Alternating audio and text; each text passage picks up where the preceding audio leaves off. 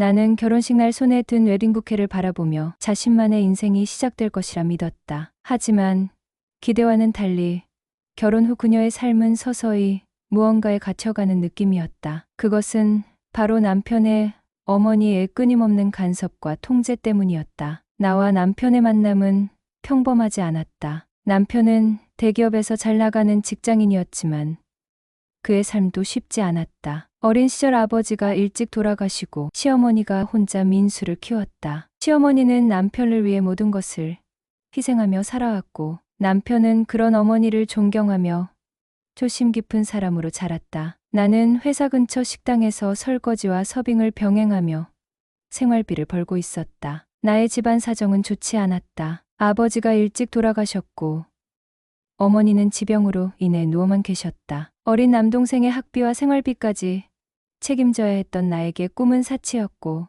나의 하루하루는 생존을 위한 싸움이었다. 그날 남편은 동료들과 함께 식당에 왔다가 설거지하는 공간에서 물 묻은 손으로 웃고 있는 나를 우연히 보게 되었다. 나의 모습은 피곤해 보였지만 웃고 있는 모습이 좋아 보였나 보다. 이후 남편은 자주 그 식당에 들러 나와 대화를 시도했고 서서히 나의 상황을 알게 되었다. 나는 남편에게 자신이 살아온 이야기를 숨기지 않았고 남편은 나의 강인한 모습에 감동을 받았다. 나의 이야기를 듣고 조심스럽게 말했다. 정연 씨, 사실 나도 아버지가 일찍 돌아가셨거든요. 어머니 혼자 저를 키우셨는데 참 많이 고생하셨죠. 그래서 정연 씨 이야기를 들으니 어쩌면 우리 공통점이 있나 싶네요. 어느 날 남편이 식당에 밥을 먹으러 들어와 장난 섞인 목소리로 내가 뭘 도와줄까? 남편의 진심 어린 목소리로 물었을 때 나는 고개를 저으며 미소를 지었다. 괜찮아요. 누구나 자기 몫을 살아가는 거잖아요. 그렇게 마음이 맞아 연애를 시작하면서 나는 남편의 따뜻한 배려에 점점 더 의지하게 되었다. 하지만 남편이 시어머니에게 전화를 받을 때마다 불안해하고 어머니의 부름에 곧바로 달려가는 모습을 보며 처음에는 부모님께 참 잘하는 사람이구나라고 생각했다. 나는 남편의 효심을 존경했지만 시간이 지나면서 그 행동이 두 사람의 관계에 어떤 영향을 미칠지 고민하기 시작했다. 하지만 나의 사랑은 순탄치 않았다. 시어머니는 남편의 결혼을 강하게 반대하며 남편 몰래 내가 일하는 식당까지 찾아와 모진 말을 퍼부었다. 잘난 구석 하나 없는 내가 어떻게 내 아들과 결혼을 꿈꿀 수 있니? 나는 결혼 반대하니 그렇게 알아라. 시어머니의 말에 큰 충격을 받은 나는 한때 결혼을 포기하려고 마음먹었다. 그러나 남편은 그 사실을 알게 된 뒤 나를 더욱 적극적으로 찾아왔다. 그는 퇴근 후 매일 나의 일하는 식당으로 와서 기다렸고 식당 일이 끝난 뒤에도 나를 집까지 데려다주며 변함없는 애정을 보여주었다. 나는 결국 남편의 진심에 조금씩 마음을 열며 말했다. 동생이 고등학교만 졸업하고 취직하면 그때 결혼하자. 그때까지만 기다려줘. 그래, 네가 그렇다면 나는 기다려줄 수 있어.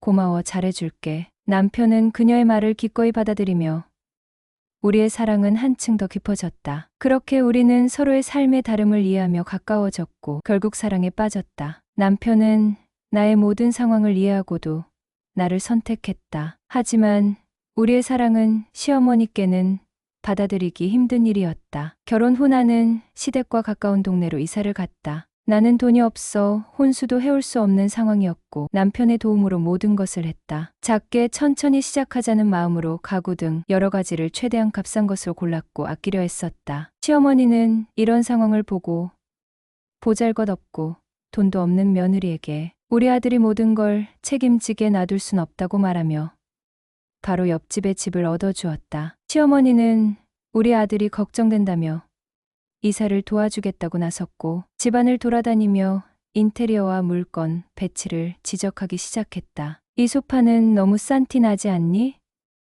우리 집 거실엔 어울리지 않을 것 같은데. 처음엔 단순한 조언이라고 생각했던 나는 시간이 지나면서 시어머니의 말과 행동이 자신의 생활을 점점 침범하고 있음을 느끼기 시작했다. 장을 보러 가도 집안 청소를 해도 심지어 요리를 할 때도 시어머니의 말이 따라 붙었다. 요즘 애들은 이런 것도 제대로 못하네. 내가 해줄 테니 다음부터는 이렇게 해. 시어머니의 간섭은 단순한 조언에서 점점 심각해졌다. 나와 남편의 통화 내용에까지 관여하며 불만을 드러냈다. 왜 민수가 퇴근하고 바로 집에 안 오는지 알아야겠어. 내가 잘 챙기지 못하니까 그런 거잖아. 하지만 그래도 나는 남편이 야근 등 늦게 퇴근을 하여도 지금은 남편 얼굴만 보면 모든 게 녹아내리듯이 좋았다. 둘만 붙어 있는 이 시간이 남편이 안아주는 숨소리 등. 하지만 어느 순간부터 남편은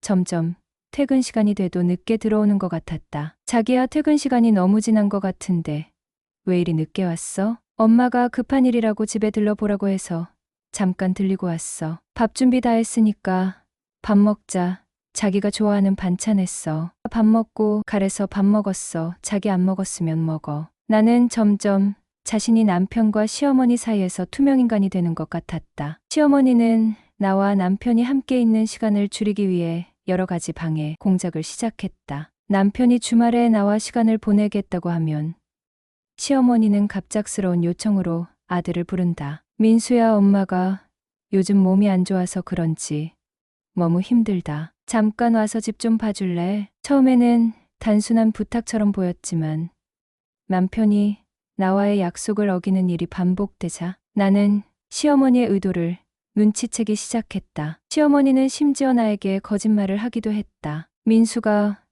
오늘 회사에서 야근한다고 하더라. 너도 쉬어. 그러나 나는 우연히 남편의 대화를 통해 거짓말을 알아차리자 나는 시어머니의 신뢰가 완전히 무너졌다. 시어머니는 나와 남편이 함께 있을 때 의도적으로 남편을 부추겨 싸움을 유도하기도 했다. 시어머니는 사소한 문제를 과장해 남편에게 나를 나무라도록 만들었다. 정연이가 이번에 손님들 오셨을 때 음식을 제대로 준비 못했잖아. 내가 다 해결하느라 얼마나 힘들었는지 몰라.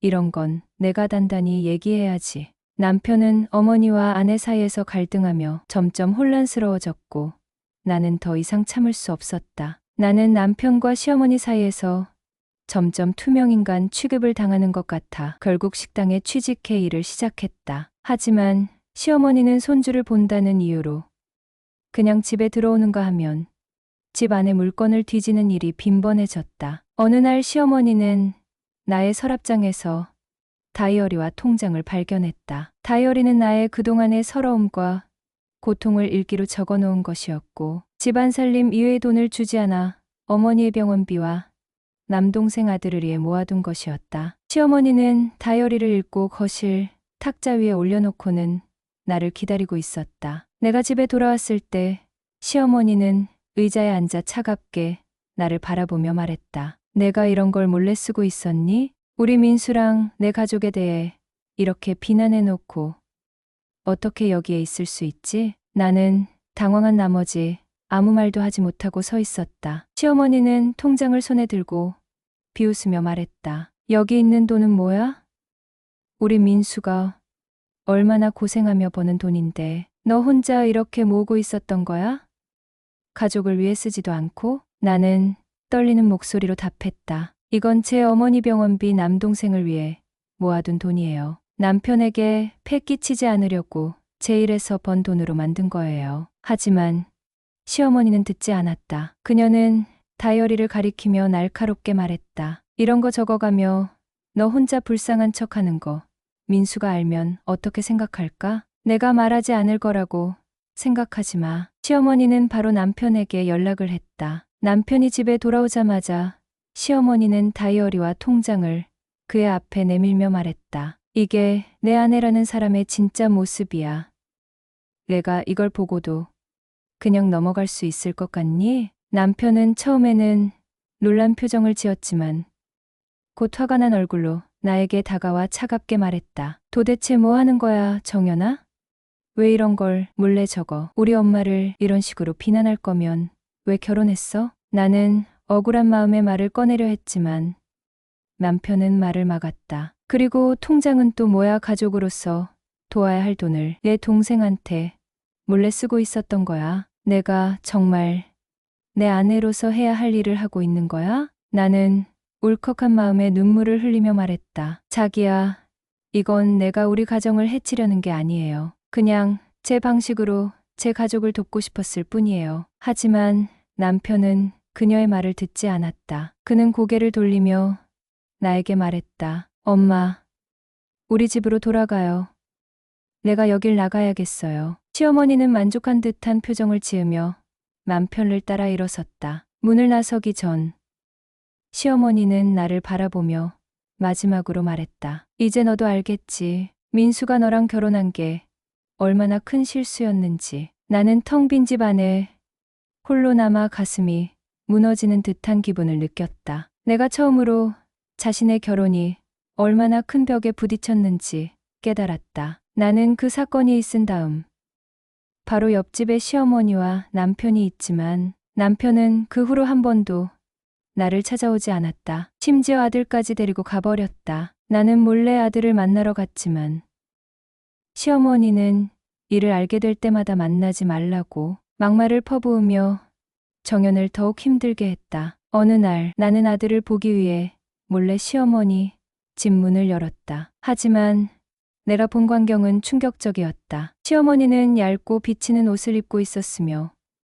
속옷의 윤곽이 그대로 드러나는 차림이었다. 남편의 무릎을 베개 삼아 누워 그의 머리를 쓰다듬으며 웃음을 띠고 있었다. 남편은 시어머니의 배에 손을 올리고 다정하게 무언가를 속삭이고 있었다. 집 안에는 둘만의 사진이 걸려 있었고 식탁 위에는 커플처럼 보이는 커피잔.